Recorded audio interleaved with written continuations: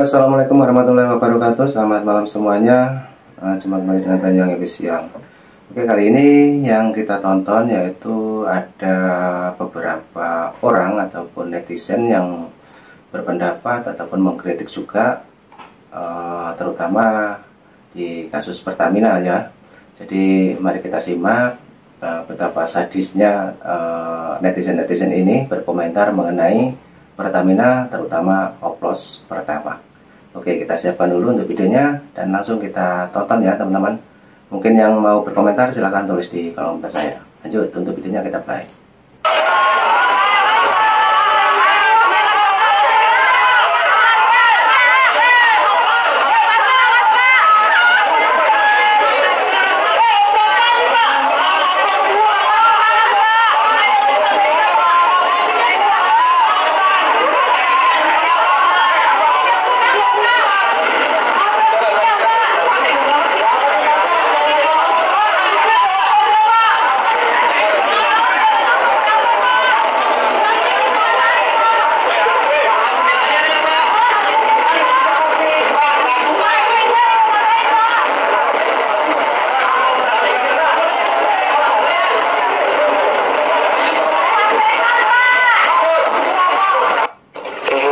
Keren kali aku isi motorku Pertamax, saya kan bilang sama mas atau mbaknya sekian ya Pertamax atau full tanknya Pertamax, malah dikorupsi sama si bego ini. Berharaplah aku motorku bagus kan, sehat dia tankinya, bersih gitu nggak kenapa-napa. Berharap untung, aku malah buntung.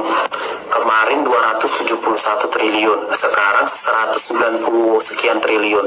Yang janjiannya orang ini korupsi bedanya sedikit gitu. Belum lagi kelar masalah kabur aja dulu, sekarang dapat lagi kabar korupsi kayak gini. Apa masa sih harus masyarakatnya semua kabur gitu dari negara kita ini? Atau tunggu runtuh dulu negara ini baru bisa tobat? Terus gimana masyarakat bisa percaya sama produk lokal sendiri, sedangkan produk lokal aja nyibul gitu. Orang-orang pada pindah ke produk luar gitu. Dan tolong ya Shell, tolong baliklah kau ke Medan. Aduh, udah gak bener lagi aku sama Pertamina ini. Dari dulu dia memang kayak gitu. Masih ingat kan teman-teman, masih ada di ingatan kita kan, ketika Pak Prabowo mengumumkan terkait dengan program pemangkasan anggaran alias efisiensi anggaran, ya, anggaran-anggaran tidak perlu pejabat-pejabat yang suka moncar-mancir kotak-kacir kemana-mana, jalan-jalan kemana-mana, dipotong habis supaya pejabat jangan banyak jalan-jalan tapi banyak kerja kan gitu ya, supaya banyak kerja untuk rakyat. Pejabat gak cuma kerja jalan-jalan lah, apa namanya, kuliah tamu lah, apalah, padahal gak ada efeknya sama sekali untuk masyarakat kan. Nah, anggaran-anggaran semacam itu kan dipangkas supaya apa? Supaya dipergunakan untuk yang lain, misalkan terkait dengan makan gratis juga, ya makan bergizi untuk anak-anak didik kita, anak sekolah kan. Kemudian yang lain-lain lah ya, pembangunan jalan macam-macam, jembatan macam-macam. Mahasiswa demo berjilid-jilid, nggak selesai-selesai, bakar ini, bakar itu, lempar ini, lempar itu, ya gedung-gedung dilempar pakai cat, kantor gubernur dilempar pakai cat macam-macam, telur busuk. Keren. Cuman masalahnya sekarang terkait dengan Pertamina, kasus yang Pertamina 193,7 triliun, bahkan diperkirakan sama Kejagung itu diperkirakan hampir 1.000 triliun atau 1 kuadriliun, hampir 1.000 triliun diperkirakannya kan. Udah 1 minggu lebih kasus ini terbongkar. Mahasiswa, kemana ente? Kalian kemana? Ini kasus sudah 1 minggu lebih. Saya ingat betul kasus terkait dengan pemangkasan anggaran, efisiensi anggaran, ketika begitu diumumkan Pak Prabowo, beberapa hari setelah itu langsung berjilid-jilid mahasiswa demo. Ya tapi mahasiswa yang itu aja sih, bukan mayoritas, minoritas. Tapi begitu terbongkarnya mega korupsi, ya yang ada yang terkait dengan Pertamina ini ya, yang terkait dengan bensin oplosan, Pertalite oplosan, Pertamax oplosan macam-macam itu. Ya salam, mereka berjilid-jilid, tapi bukan berjilid-jilid demo, berjilid-jilid mundur, diam, tidur. Kau mau buka habis, kita bersihkan, mau bikin ini maling-maling. Siapa nih yang setuju sama kata-katanya Pak Ahok? Aku sih yakin ya, kalau masyarakat yang cerdas, yang waras, itu pasti setuju banget sama kata-katanya Pak Ahok ini. bukan rahasia umum lagi kalau negeri kita itu memang tidak kekurangan orang pinter, tapi kekurangan orang yang jujur. Ya contohnya seperti Ahok ini. Ahok itu kan dulu dia berusaha menjadi dirinya sendiri, berusaha mengungkap kebenaran yang ada di Jakarta, ya kan, dan akhirnya dia digulingkan, dan pada akhirnya dia ditaruh di Pertamina, dan pada akhirnya sekarang dia juga akan membongkar juga mafia-mafia di Pertamina gitu ya kan. Sebenarnya tidak diragukan lagi sih kualitasnya Ahok ini Kak. Cuman ya kan, banyak orang itu yang gak suka sama dia karena dia terlalu vulgar, terlalu jujur, terlalu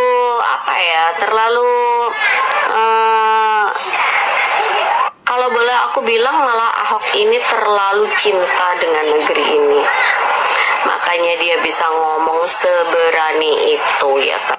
Dan benar apa yang dikatakan Ahok, kalau memang pemerintah rezim ini serius dengan masalah pemberantasan korupsi, benar-benar serius, itu yang dihadirkan itu macan, bukan macan sirkus gitu, yang dianggap ompong, yang nggak bisa ngapa-ngapain, tapi dia bisa ngelihat.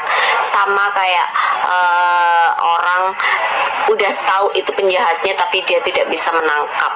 Karena apa? Karena sesuatu hal yang disebut peraturan. Kalian yang nganggap saya nggak berdaya hari ini, mungkin ada yang nganggap saya. Kata Pak Ahok, berikan saya jadi direktur, maka para koruptor akan saya pecat. Tapi tidak semudah itu Pak Ahok.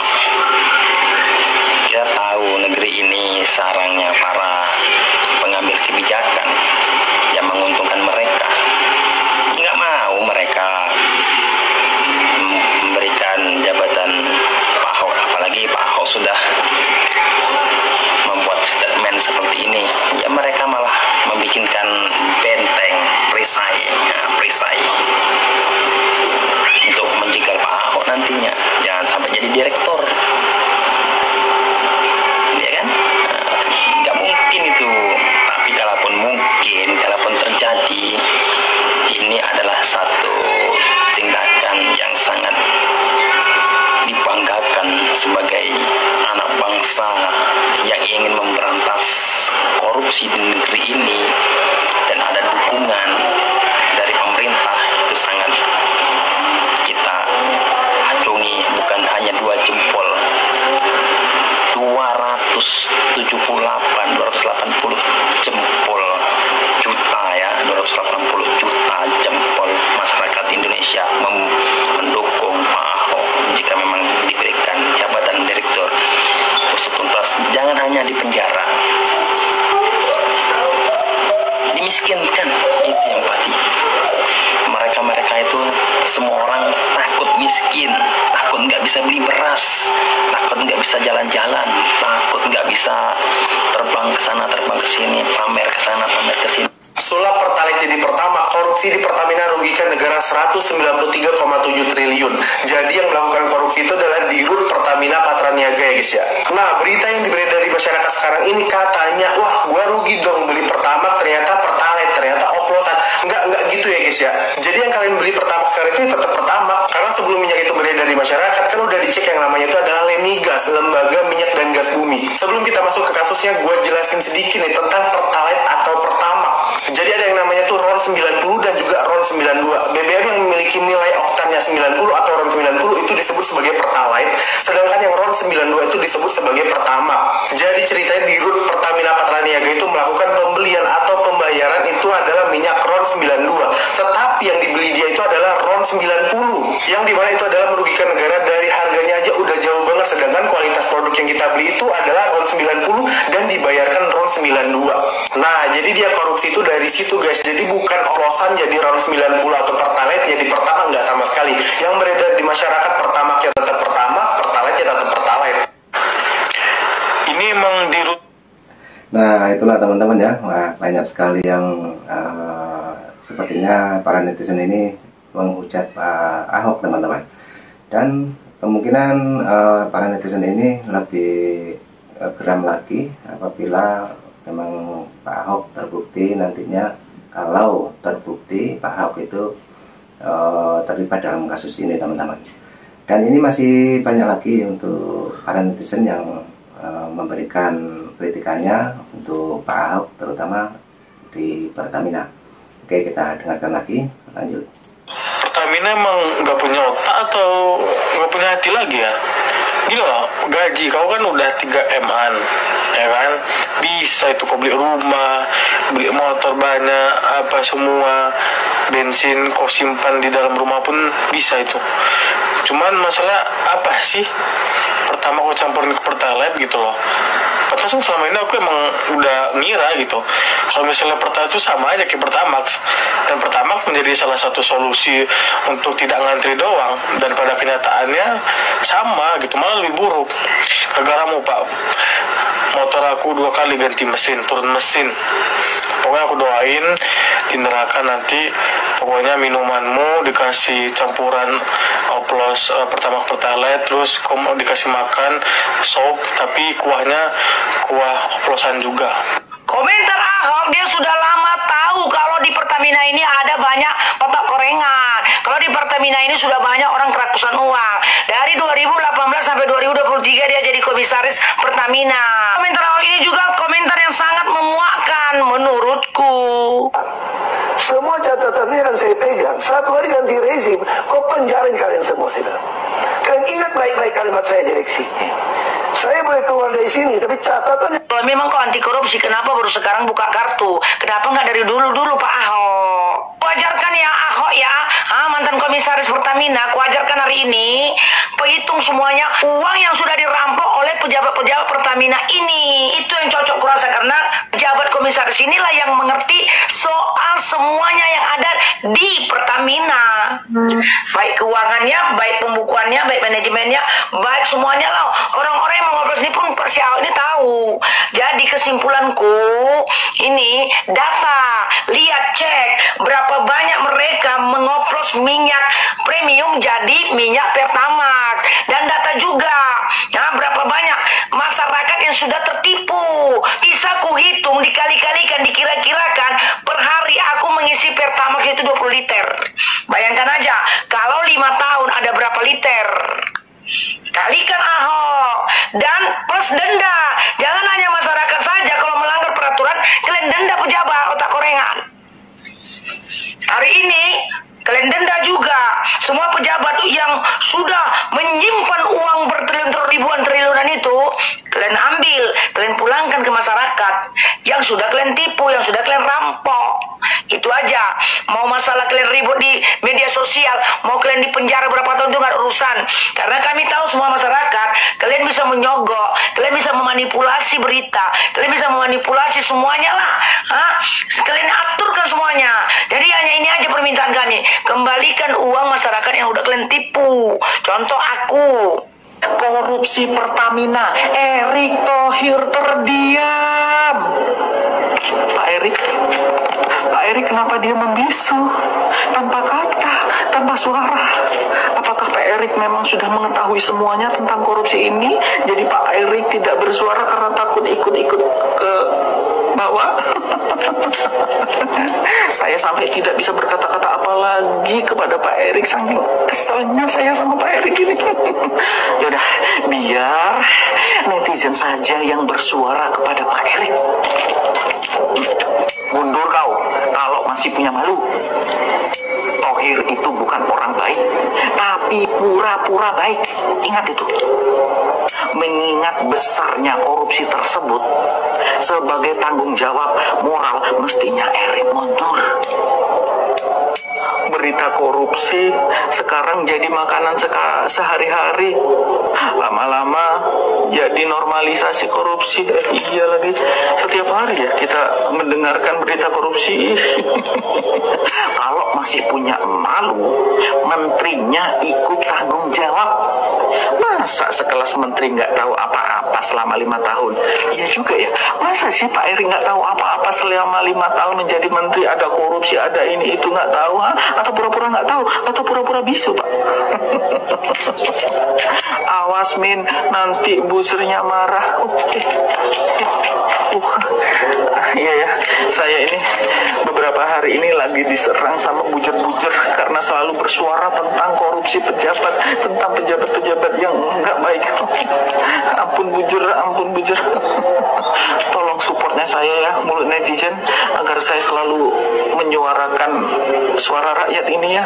Kerugian negara akibat korupsi Pertamina hampir tembus 1 kuadriliun. Wow, angka yang sangat fantastis. Bagaimana tidak, kali ini korupsi terjadi di salah satu subholding Pertamina, yaitu PT Pertamina Patraniaga atau PT PPN. FYI buat kalian, PT PPN ini adalah perusahaan yang mengelola bisnis hilir energi dan juga petrokimia.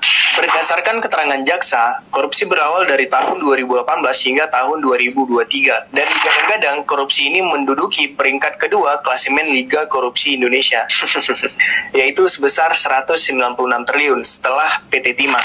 Sejauh ini, jaksa sudah menetapkan 9 tersangka, di mana 6 orangnya itu dari pihak internal Pertamina, dan 3 orangnya lagi dari pihak swasta, yaitu sebagai broker. Nah, jadi ceritanya itu berawal dari para manajemen PT PPN ini untuk bermufakat mengondisikan produksi kilang dalam negeri untuk diturunkan agar supaya minyak bumi dalam negeri itu tidak terserap sepenuhnya dan mengharuskan mereka untuk impor. Padahal dalam peraturan Menteri SDM sudah jelas menyatakan wajib mengutamakan pasokan dari dalam negeri. Nah, dari hasil mufakat tersebut mereka melakukan tender impor minyak, di mana mereka sudah menyeting siapa pemenangnya karena adanya kong kali kong dengan pihak swasta. Dan lebih parahnya lagi, mereka mengoplos BBM atau bahasa halusnya blending. Jadi mereka mengoplos BBM yang harusnya pertalit dengan RON 90, mereka ubah menjadi pertamax dengan RON 92. Yang mana ini jelas tidak merubah kualitas BBM sama sekali. Ya kalau RON 90 ya tetap aja menjadi RON 90, nggak bisa diubah menjadi RON 92. Kecuali blending yang hanya bisa untuk mengubah warna BBM tersebut. Nah, oke teman-teman, videonya sudah habis ya. Tadi juga banyak sekali para netizen yang begitu sangat mengkritik sekali tentang Pertamina, apalagi tentang Pak Ahok ya. Yang baru-baru ini juga Pak Ahok sempat ada podcast di salah satu channel YouTube. Nah, di situ bisa disimak betapa paniknya Pak Ahok diwawancarai teman-teman. Oke, jadi karena sudah panjang untuk videonya, tadi dari bapak-bapak juga ibu-ibu yang berkomentar sangat pedas sekali, dan bisa kita ambil hikmahnya teman-teman. Oke, jadi cukup itu dulu yang kita tonton. Terima kasih semuanya, dan nanti juga ada video lagi dari Banyuwangi Official. Dan saya ucapkan selamat berbuka puasa, sehat selalu, salam buat warga. Assalamualaikum warahmatullahi wabarakatuh, sampai jumpa.